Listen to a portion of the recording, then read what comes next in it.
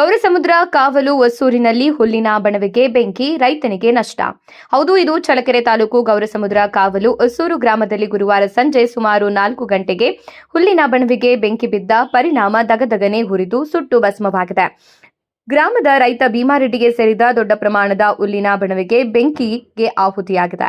ಬೆಂಕಿ ಹೊತ್ತಿಕೊಂಡ ಕೆಲವೇ ಕ್ಷಣಗಳಲ್ಲಿ ಜ್ವಾಲೆಗಳು ಭಾರೀಯಾಗಿ ಉರಿದು ಸುತ್ತಮುತ್ತಲಿನ ಪ್ರದೇಶದಲ್ಲಿ ಆತಂಕ ಸೃಷ್ಟಿಯಾಯಿತು. ಹತ್ತಿರದಲ್ಲಿದ್ದ ಜಾನುವಾರುಗಳು ಅಂಬಾ ಎಂದು ಕೂಗುತ್ತಾ ಆತಂಕದಿಂದ ಅಲೆದಾಡಿದ ದೃಶ್ಯ ಕಂಡುಬಂತು.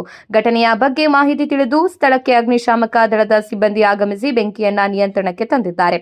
ಘಟನೆಯಲ್ಲಿ ಯಾವುದೇ ಪ್ರಾಣಾಪಾಯ ಸಂಭವಿಸಿಲ್ಲವಾದರೂ ರೈತನಿಗೆ ಹೆಚ್ಚಿನ ನಷ್ಟ ಉಂಟಾಗಿದೆ ಎಂದು ತಿಳಿದುಬಂದಿದೆ.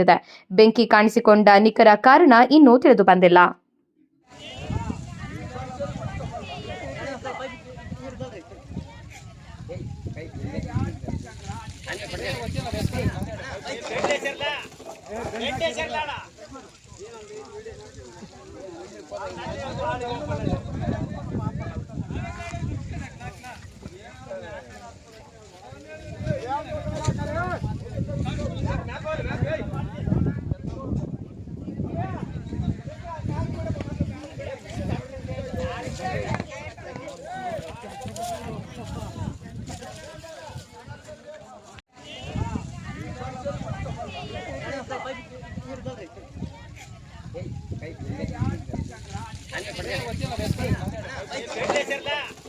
ಗಂಟೆ